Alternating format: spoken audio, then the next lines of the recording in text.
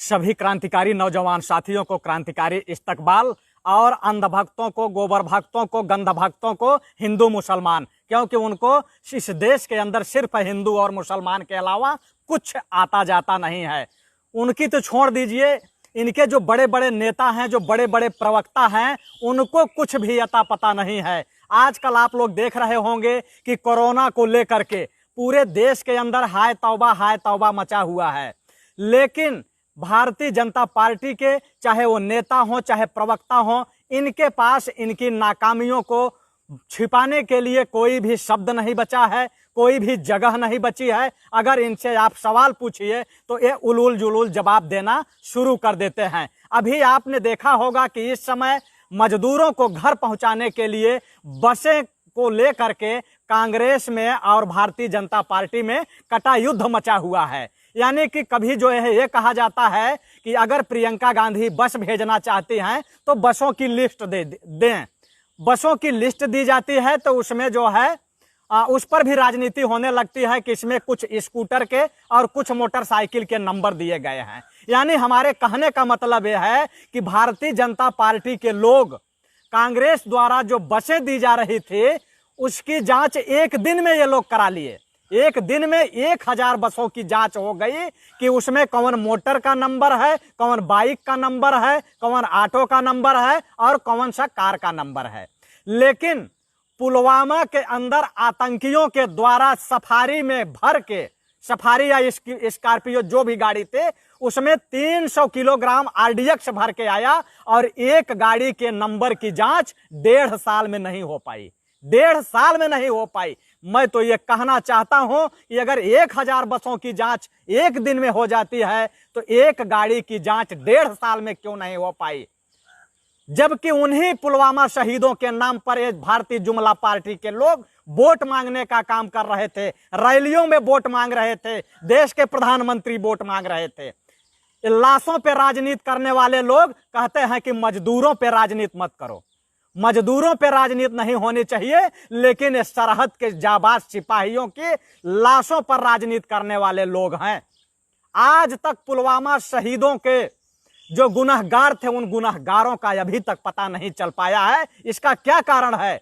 और अभी जब इनका जो है एक गुनहगार पकड़ा गया तो भारतीय जनता पार्टी के टिकट पर जम्मू कश्मीर से चुनाव लड़ने वाला जो कि हिजबुल मुजाहिदीन को हथियार सप्लाई कर रहा था, उस पर ये लोग बहस नहीं करेंगे और उस पर ये लोग डिबेट नहीं करेंगे। और मीडिया में बैठे लोग चापलूस, चाटुकार, डकैत, जिनके यहां से कि कोरोना बम निकल रहा है, यही लोग हैं जो कि जब आप देखते थे जमातियों को कोरोना बम बता रहे थे, आज इनके स्टूडियो के अंदर बम फूट रहा है।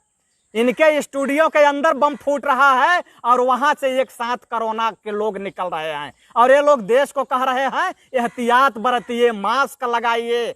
और ये लोग क्या कर रहे थे कि इनके यहां बम फूट रहा है। यानी कि भारतीय जनता पार्टी के अंदर, यानी भारतीय जुमला पार्टी के अंदर, चाहे वो सांसद हो, चाहे विधायक हो और चाहे इनके बड़े से बड़े पत्रकार हो, बड़े से बड़े इनके प्रवक्ता हो, उनको ABCD का ज्ञान नहीं है, ट्रिलियन के जीरो का पता नहीं है, कोविड-19 के फुल फॉर्म का पता नहीं है।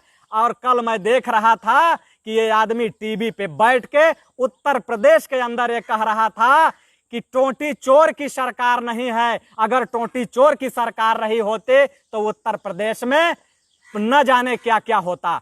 शर्म आनी चाहिए, चुल्लू भर पानी में डूब के मर जाना चाहिए। जो कि संबित पात्रा नाम के आगे डॉक्टर लगाता है, नाम के आगे डॉक्टर लगाता है और बोलने की तमीज नहीं है। अगर इस आदमी को महामूर्ख कहा जाए तो भी यह जो है कम नहीं होगा। वह आदमी आके राजनीतिक भाषण मारता है जो आज तक कभी कोई चुनाव नहीं जीत पाया है, कभी कोई चुनाव नहीं जीत पाया है। वो आदमी आके दूसरे को अभद्र भाषा का प्रयोग करता है, जबकि ऐसी अभद्र भाषाओं का प्रयोग नहीं होना चाहिए, लेकिन यह आदमी अभद्र भाषा का प्रयोग करता है। अभी हमारे पास 9 पॉइंट हैं। इन 9 पॉइंटों को मैं बोलूंगा तो भाजपा के जो ये अंध भक्त, गंध भक्त हैं, गोबर भक्त हैं, उनको आग लग जाएगी। इसलिए जितने भी साथी जुड़े हुए हैं, मैं सभी साथियों से एक बार गुजारिश करूंगा कि आप लोग फटाफट इस वीडियो को लोगों तक पहुंचाते रहें, लोगों को जोड़ते रहें, वॉच पार्टी चलाते रहें, ग्रुप में शेयर करते रहें, टाइमलाइन पे शेयर करते रहें और 2000 लोगों को आप तुरंत जोड़ दीजिए। उसके बाद मैं पॉइंट टू पॉइंट मैं रखना शुरू कर देता हूं। 9 पॉइंट है और मैं संबित पात्रा को खुली चैलेंज देता हूं, खुली चुनौती देता हूं कि अगर डिबेट करना है तो किसी दिन किसान के बेटे से डिबेट करके दिखा दो कि तुम कितने बड़े डॉक्टर हो और कितने बड़े ज्ञानी हो। न तुम अगर डिबेट छोड़ के भाग गए तब बता देना। ये मेरी खुला चैलेंज है। जितने भी साथी देख रहे हैं, मैं सभी साथियों से गुजारिश करूंगा कि इस वीडियो को भारतीय जनता पार्टी के मुख्यालय और कार्यालय और संबित पात्रा तक पहुंचाने का आप लोगों का काम है, क्योंकि आप लोग मेरी ताकत हो। आप लोग फटाफट इस वीडियो को एक बार जो है शेयर करते रहें। शेयर कैसे करना है मैं आप लोगों को बताऊंगा कि जो वीडियो देख रहे हैं इस वीडियो पर एक बार क्लिक करें। क्लिक करेंगे तो आप देखेंगे तो आपके बाएं तरफ नीचे शेयर का ऑप्शन लिखा हुआ है, शेयर। उस शेयर के बटन को दबाएंगे। जैसे ही शेयर का बटन दबाएंगे आपके दाहिने तरफ 3 मुंडी का ऑप्शन आएगा। दाहिने तरफ ऊपर नीले कलर में 3 मुंडी का ऑप्शन आएगा। वो 3 मुंडी किसकी है? अंधभक्त, गंधभक्त, गोबर भक्त। उन्हीं 3 मुंडी पे जैसे ही क्लिक करेंगे वैसे ग्रुप निकल के आ जाएगा। आप बारी बारी से ग्रुपों में शेयर करते रहें और लोगों को जोड़ते रहें। वह संबित पात्रा अभद्र भाषा का प्रयोग कर रहा है जिसको कि $5 ट्रिलियन का पता ही नहीं है कि 5 ट्रिलियन में शून्य कितने होते हैं। 5 ट्रिलियन में शून्य कितने होते हैं उसका पता नहीं है। मैं उसको यह बताना चाहता हूं कि 5 ट्रिलियन में 12 शून्य होते हैं, 12 शून्य। $5 ट्रिलियन और $5 ट्रिलियन को अगर आप हिंदी में कन्वर्ट करेंगे तो 350 लाख करोड़ होता है। संबित पात्रा याद रख लेना, कभी किसी डिबेट में काम आ जाएगा।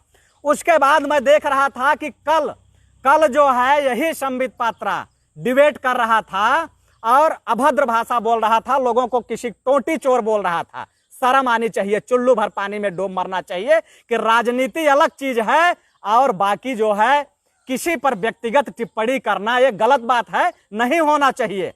राजनीति में तो ये नहीं होना चाहिए। उसके बाद मैं आपको बताना चाहता हूं कि इनके वित्त मंत्री निर्मला सीतारमण, जिसके ऊपर देश के पूरी अर्थशास्त्र और इकोनॉमी की जिम्मेदारी है, लेकिन उनको प्याज की कीमत का पता नहीं है। जब उनसे प्याज की कीमत का दाम पूछा जाता है तो वो कहती हैं कि मैं तो प्याज खाती नहीं हूं, तो हमें प्याज की कीमत का पता क्या है।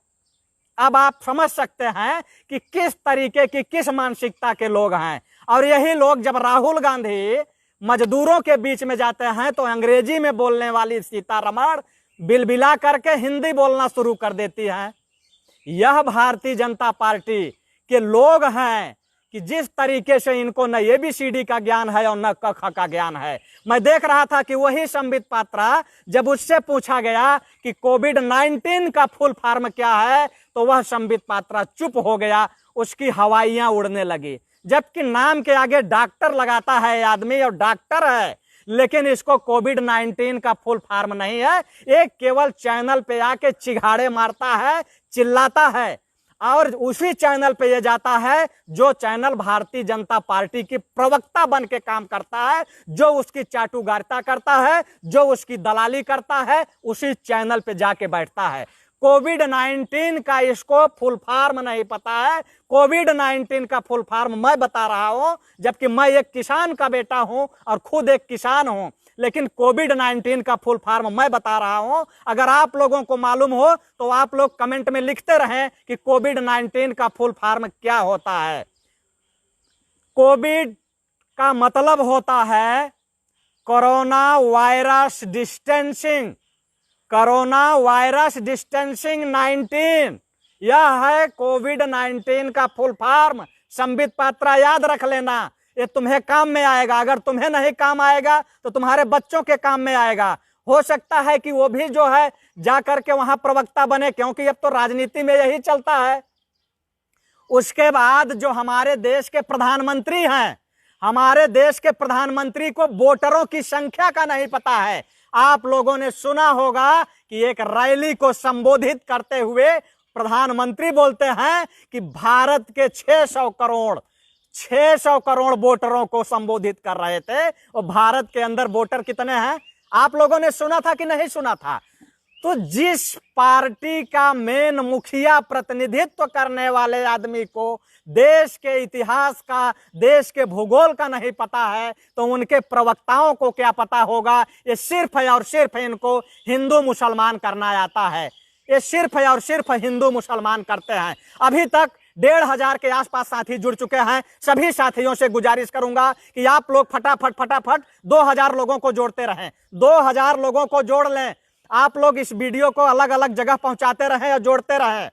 जितने भी क्रांतिकारी साथी हैं, मैं सभी साथियों से गुजारिश करूंगा। उसके बाद मैं आप लोगों को बताना चाहता हूं कि यही भारतीय जनता पार्टी का उत्तर प्रदेश का भाजपा का मंत्री उदय भान कहता है कि मजदूर चोर होते हैं, मजदूर डकैत होते हैं। अरे मैं ये कहना चाहता हूं कि जो मजदूर आज सड़क पे चल रहे हैं वो चोर हैं, वो डकैत हैं। वो अपने घर के लिए, रोजी रोटी के लिए बाहर का रास्ता अख्तियार करके दूसरे प्रदेशों में गए थे, अपने घर की रोजी रोटी चलाने के लिए, अपने मेहनत को बेचने गए थे, अपने पसीने को बेचने गए थे, अपनी बाजुओं की ताकत बेचने गए थे। लेकिन उनकी बाजुओं की ताकत की भी दलाली ये अरबपति लोग करते हैं। जब एक मजदूर अपनी बाजुओं की ताकत से 50,000 रुपए का महीने में मेहनत करता है तो उसको 5,000 रुपए दिया जाता है। 45,000 उससे हिस्से का लोग रख लेते हैं। वह मजदूर चोर नजर आ रहा है। और भारतीय जनता पार्टी के अंदर बैठे लुटेरे, डकैत, बलात्कारी, छिनैती करने वाले, छिनरे, हत्यारे, ये सारे लोग बैठे हैं। उसको नहीं दिख रहा है ये सेंगर कौन है, सेंगर कौन है या सेंगर कौन सा अपराधी है, ये तो लोग बता दें। चिन्मयानंद किस अपराध में जो है, कौन सा अपराध चिन्मयानंद किया था जिसका वीडियो वायरल हो रहा है, ये तो लोग बता दें। तो ये बलात्कारियों की पार्टी, बलात्कारियों के लोग, ये बलात्कारी लोग हैं। लेकिन दूसरे को क्या बोलेंगे, किसी को बोलेंगे पप्पू है, तो किसी को बोलेंगे टोटी चोर है, तो किसी को बोलेंगे दौलत की बेटी है। यानी ये लोगों को निरा मूर्ख बताते हैं। आज जिस तरीके से पूरे देश के अंदर मजदूरों की स्थिति को दयनीय कर दिया गया है, आज देश का मजदूर रोटी के लिए बिलख रहा है, सड़कों पे पैदल चल रहा है और सड़कों पर एक्सीडेंट का शिकार हो रहा है, लोग मारे जा रहे हैं, लोग मर रहे हैं। लेकिन आज स्थिति क्या है, आज वही भारतीय जनता पार्टी के जो अंधभगत हैं, आज जो भारतीय जनता पार्टी के अंधभगत हैं, इन्हीं के बाप दादा कांग्रेस की रसोई में जाकर के केतली धोया करते थे। जो कांग्रेस के किचन में बैठ करके केतली और गिलास धोया करते थे, आज वही भारतीय जनता पार्टी में जाकर के अंधभगत बन के अपने आप को देशभक्त बता रहे हैं। यही लोग हैं। ये अपने डीएनए जांच करा लें, अपना डीएनए टेस्ट करा लें, तो ये कांग्रेस के किचन में बैठ के गुलामी करने वाले लोगों की औलादे हैं। ये मैं खुला चैलेंज कर रहा हूं।